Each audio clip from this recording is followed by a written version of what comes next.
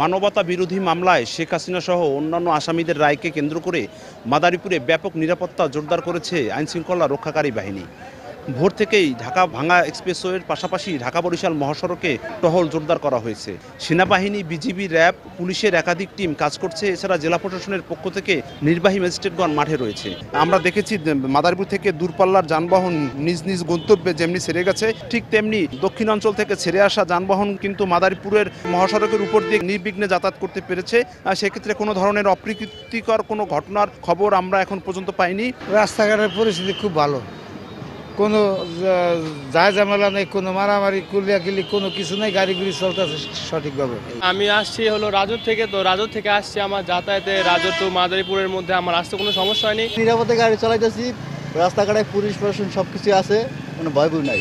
গতকালকে ঢাকা বরিশাল মহাসড়কের বেশ কয়েকটি পয়েন্টে দেখেছি যে গাছের গুঁড়ি ফেলে সড়ক অবরোধের চেষ্টা করা হয়েছিল। তাতে কিন্তু আতঙ্ক ছড়িয়ে পড়েছিল যাত্রী সাধারণের এবং এলাকাবাসীর মাঝে। সেই প্রেক্ষিতে কিন্তু আজকে নিরাপত্তা কয়েক গুণ বাড়ানো হয়েছে। সব জায়গায় টহল কার্যক্রম জোরদার করা হয়েছে।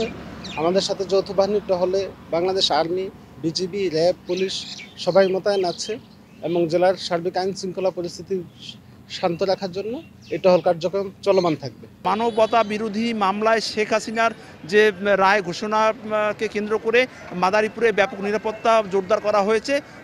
সবকিছু এখন পর্যন্ত স্বাভাবিক রয়েছে। সঞ্জয় কর্মকার, অভিজিৎ, সময় সংবাদ, মাদারীপুর।